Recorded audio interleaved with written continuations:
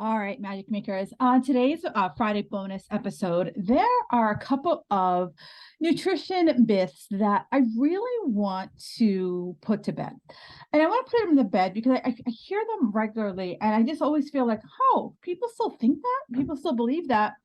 And it makes me think that, depending on what side of this you fall on, marketing, nutrition marketing is so freaking powerful, especially because we hear these messages over and over and over and over again. So here are, let's see, let me count them.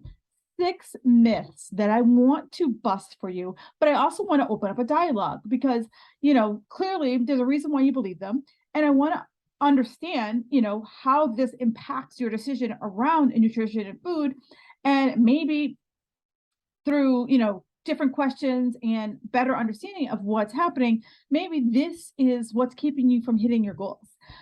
Maybe this is what's keeping you being stuck. So I want this to open up a dialogue. So I can always reachable, you can always DM me questions about anything. You can shoot me an email. You can find me on the Instagram, Kim Jefferson Coach. You can find me hanging out in my Facebook group, Fit Girl Magic.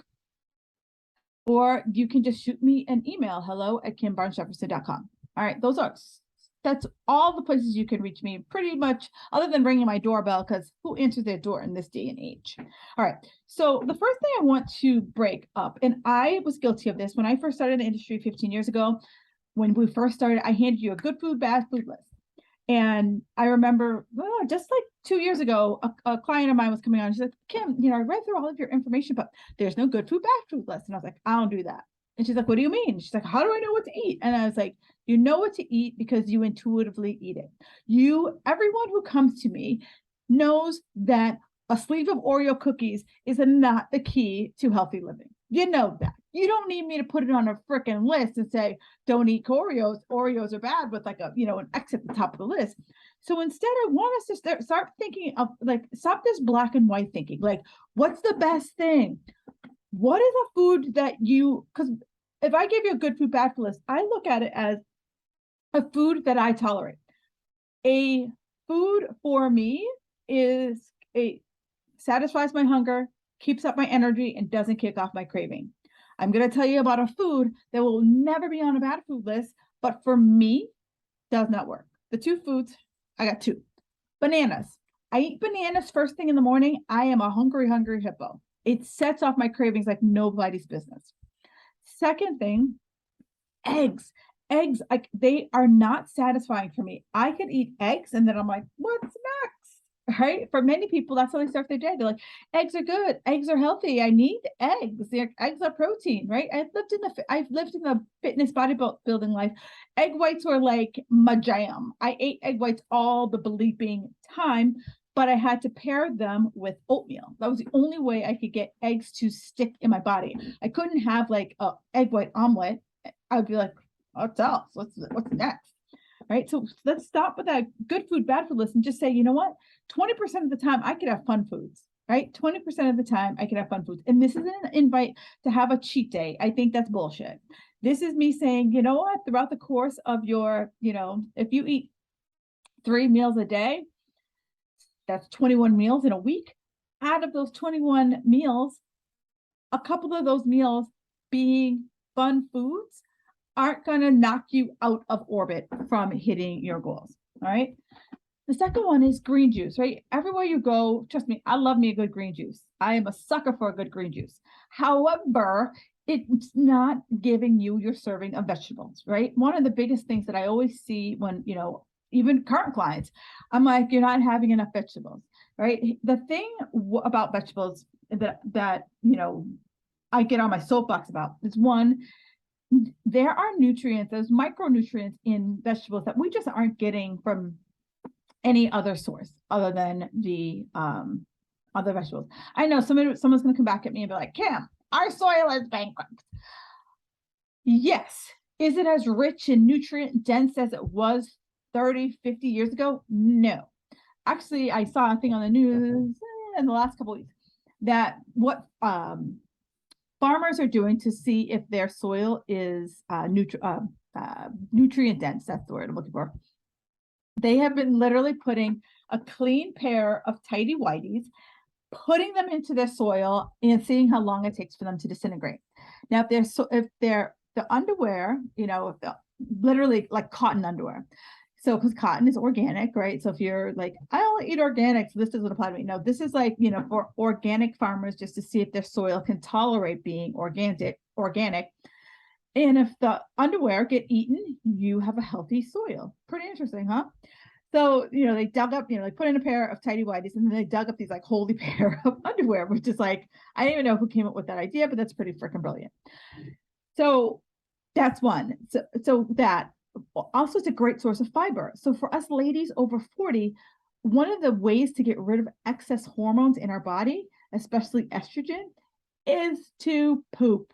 And in order to poop, I need to have enough fiber to carry my waste to the toilet.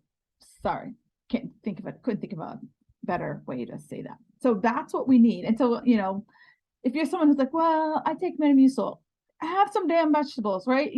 This isn't like stay on Metamucil for the rest of your life or Colace or whatever the heck you might be using. This is me saying like, hey, we have plenty of natural ways to help you poop. Vegetables are number one, or good fats. So like chia seeds, pumpkin seeds, flax seeds are great, ways to add some bulk to your stool, if you will. So getting back to green juice, when I juice something, I literally pulverize the crap out of it. So all the good stuff I'm pulling out, and then I also increase the glycemic index. And when I increase the glycemic index, if I'm someone who's trying to manage my blood sugar, raising my hand, it's just pumping straight glucose into my system. Where when I have a traditional fruit or vegetable, there's fiber to blunt the effect of the glucose that gets released. Yes, it's natural glucose. Great. Absolutely. I'm not saying any of that. Actually, let's be honest, depending on where you get your juice, flip it over, right? Because there are plenty of places that I've seen that will have like, it's green because spinach turns everything damn green. But then it's like, spinach sugar, spinach or some fluffed up way of sugar. If I'm truly having a green juice, I want the next thing to be, an apple or pineapple. I want it to be a fruit, not a fruit juice. I want it to be a pure fruit that they just pulverize the crap out of. So that's what I want you to think about with green juice. I'm not saying that green juice is horrible. I'm just saying it's not a substitute for you having a serving of vegetable. I'm still, for me, the jury's still out on green powders. I think it's a nice supplement, but if you're someone who is just not a vegetable person. Third place, egg yolks. For years, it was in the 60s, this whole campaign about egg yolks were raising people's cholesterol, and that what was believed was that the cholesterol from food was getting into our systems, and that's what was bumping up our cholesterol levels, right? So this was in the 60s. We are now fast forward almost 50 years later, into the mid 2000s. And what we have found out is that the increase in cholesterol does not come from food. What? Yes. So what cholesterol does in your body, I think many people don't know what it is. They just know, I need to fear cholesterol. I need to work on my cholesterol level. Cholesterol is the building blocks of hormones, right? It's the building blocks of hormones. And so one of the reasons why we started to see increases in cholesterol levels is that we were also starting to see increases in diabetes, increases in the fatty acids that were in our blood systems. So those are the other indicators that were happening, but we were just so focused in on cholesterol because we saw the numbers going up that we were like, oh, what's happening here? So what we have found with research now in the mid 2000s is that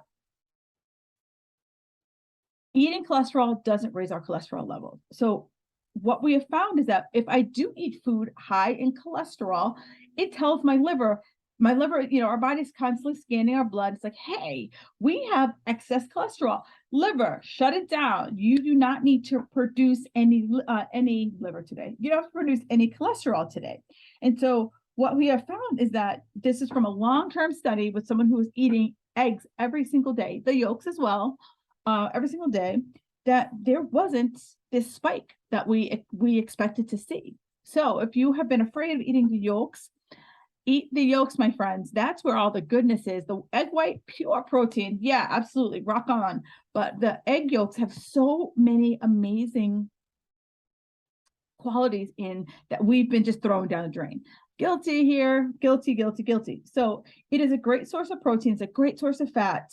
And all the myths have just been overblown. So if you've been afraid to eat eggs, go for it. And again, if you are worried about your cholesterol and eggs, have a conversation with your doctor, right? Open the door, have the conversation and hear what, they're, ask them, like, I've been told that my liver will turn off the cholesterol factory if it senses that I have enough cholesterol. So let's just have that conversation. The next one is gluten-free, right? I see it all the time. Like, Kim, I eat gluten-free this, gluten-free that. Great. However, it's not healthier. Eat gluten-free foods if you are celiac, right? If you are celiac, eat the gluten-free. If you personally know, maybe you're not full-blown celiac, but you know that when you eat gluten, your body's like, oh, hey, no, not for me. Fine. But if you're just avoiding gluten because you're like, I need to avoid gluten, I just want you to start to get tuned in with your body, right? All of these myths are, I feel, fear-mongered, right? Fear. Don't do this. It's going to cause whatever. Don't do that. It's going to cause this. Don't do that. Don't. And you're like, and you run into a fury, like, you're being attacked by bees. So here's where I want you to just kind of be like, when I eat gluten, how do I feel? Right? Because if you are truly celiac, and if you truly want to go gluten-free, there is a lot of shit that it has gluten that is hidden that you're probably like, oh, I never knew gluten was in there. Wow. Thanks for sharing. I didn't know. Right. But I want you to really think about, does gluten really affect you? Could it be the food? Could it be the type of food you're eating? But I want us to stop going from this like fear to more like, how does it work for me? How does it work for my body, my health? All right. The fifth one here is red meat is bad. So I think I can't remember, mad cow disease swept through Europe, and it was horrible. And so, of course, that's fear, right? Because it transferred to humans. And I remember Oprah Winfrey said, if Oprah says jump, the whole world's like, how high? And Oprah, was talking smack about red meat, and then next thing you know, she's being sued by the red meat industry, the beef industry. There's nothing wrong with red meat. However, it's the quantity. If you're someone who's having red meat every single day, let's scale that back. What has been found to cause cancer is the processed, smoked, and cured meats that have been shown to cause cancer. So if you're having a steak the size of your head every freaking night, that's a challenge. But if you're like, hey, I have a burger every couple of weeks, I have a steak once a week, great, rock on with your bad self. It's okay. It's not going to kill you. And there's plenty of research out there. My functional doctor, she is like, red meat all day long. Like, she will be that person, like, rally cry saying, don't avoid red meat. It's just like this podcast started. It is all about picking your quantities and not like diving in and being like, I need to eat all the red meat I can find. And the last thing, this is the one I'm really going to get on my soapbox for, is I have to go vegan in order to lose weight. Deep breath, cleanse it out. All right. So some of you may know that I had to do a vegan diet.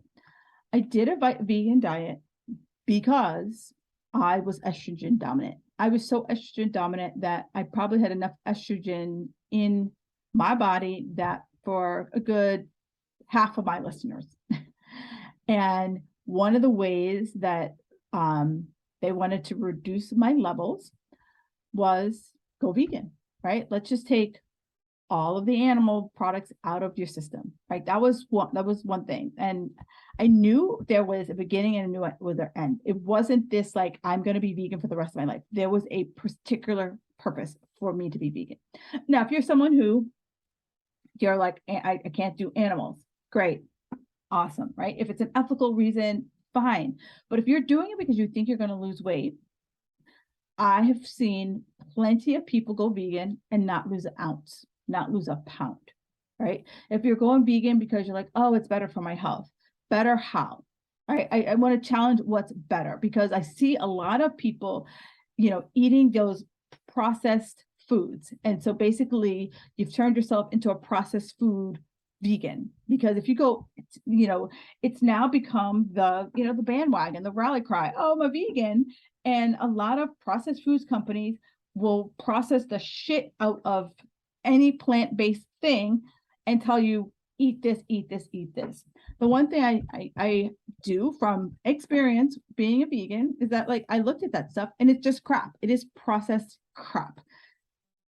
Second, I had to cook a shit ton more than I've ever had to cook in my life. I ate a lot of shakes, plant-based shakes. I ate a lot of stir fries. I ate a lot of salads and a lot of soups. Those were that's what I lived off. I would make a big pot of soup every week, and that's what I lived off of. Roasted vegetables, right? So that's what I lived off of. Going to a restaurant, I mean, now it's a little bit easier, but I don't do tofu, right? And so everyone thinks that going vegan is tofu. I freaking hate tofu. Like, don't even talk to me. Don't even email me and like, have you tried this with tofu? No, because I don't do tofu. The only way I do tofu is I used to blend it into my soups, primarily for texture. But I ain't gonna try any tofu crap. So don't even try it. Don't even talk to me about it. But I want you to think about, why are you doing it? What are the habits that I have? Right? Because it's like, if I love that, like, on the cover of like Oreos, they're like plant-based. It's freaking chemical based. It ain't plant-based. So I want to really think about, as I went through all these myths, I want to know why we think about this, and our other habits that I have, are they contributing to my overall health? Right? Because I'm a habit girl. And so instead of having my fear of instead of it always being about a fear, I would love to come from a place of empowerment where, like, when I eat this is how I feel. You know what? I do have a habit of overeating. I do have a habit of whatever your habit is, versus just blindly like having all of these food rules, because you know what? At some point they're going to say everything sucks, everything's bad, and you're just going to be living off ice. And I don't want you to be living off ice. All right, ladies, let me know how this is landing with you. This is a little bit longer than I typically want these Friday episodes to go, but I just wanted to make sure I hit kind of the big heavy hitters of this. All right, have a fabulous Friday, and I will talk to you next week.